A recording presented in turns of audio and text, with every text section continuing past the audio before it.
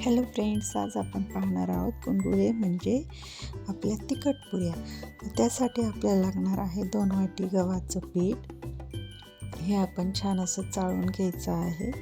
याच्यामध्ये आपल्याला बिलकुलही चाळण ठेवायचं नाही आहे. त्यानंतर घेणार आहोत 1 वाटी ज्वारीचं पीठ. यानंतर 1 वाटी बेसन पीठ. हे मस्त चाळून घ्यायचे आपल्याला सर्व. यानंतर आपण याच्यावर घालणार आहोत मीठ, चवीपुरतं, जितकं तुम्ही खाता तितकं.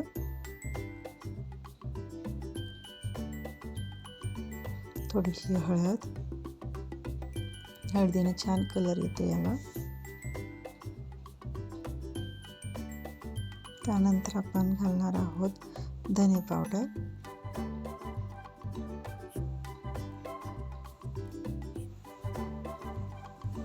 आता आपण याच्यावरती ठेचा घालून घेऊया. हा लसूण आणि हिरव्या मिरचीचा ठेचा आहे. याच्यामध्ये थोडंसं जिरेही टाकायचं आहे आणि वाटून घेऊन हा ठेचा आपल्याला घालून घ्यायचा. आता घालूया कोथिंबीर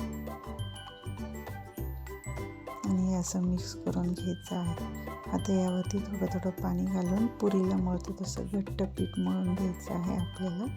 अजिबात पातळ पीठ करायचं नाही आहे. हे असं आपल्याला मळून घ्यायचं आहे.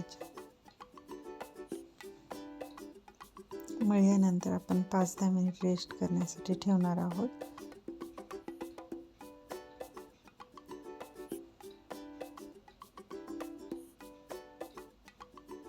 पाच 10 मिनिट रेस्ट करण्यासाठी ठेवूया. त्यानंतर असे छोटे छोटे गोळे करून घ्यायचे आहेत आणि छान अशा पुऱ्या लाटून घ्यायच्या आहेत.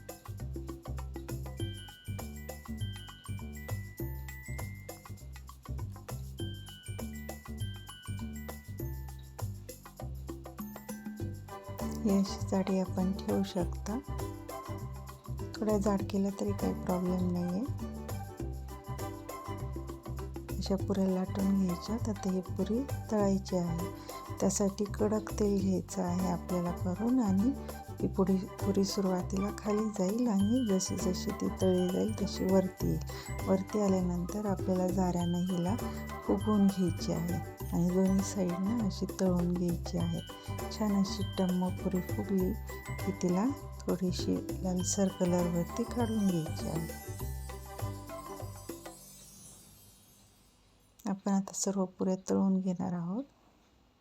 हे बघा किती छान अशी फुगती आहे. हिला अशी फिरून फिरून आपल्याला फुगवून घ्यायची आहे.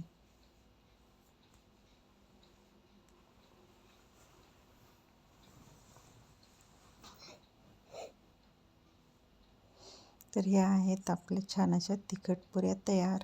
सर्व पुऱ्या अशा मस्त फुगतात. तर तुम्ही पण नक्की ट्राय करा ही रेसिपी. Thank you for watching.